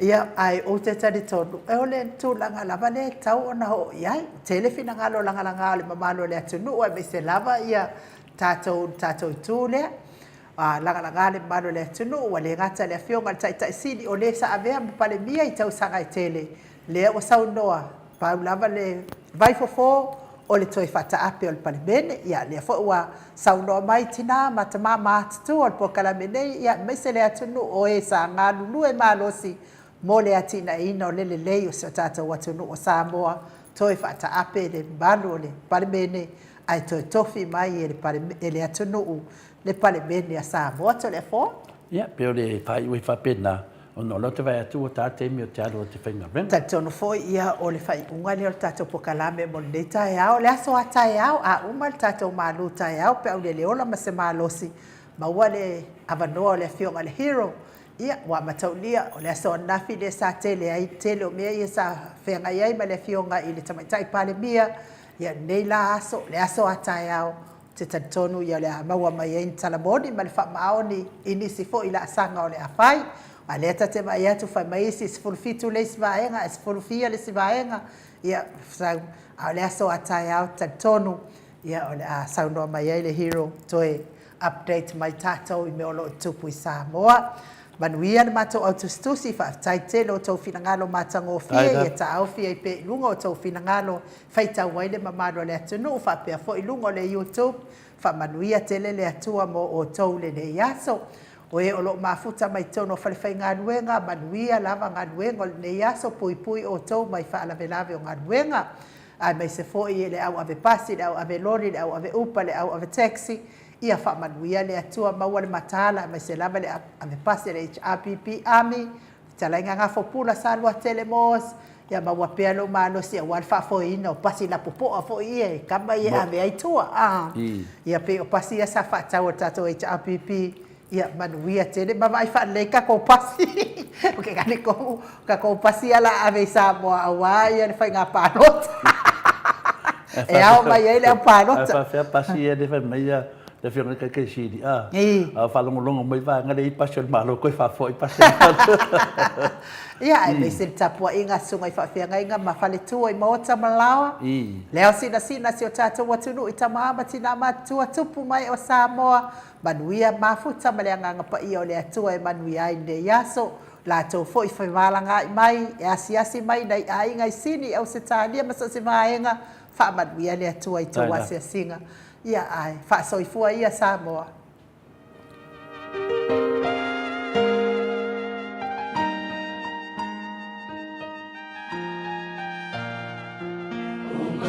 So much.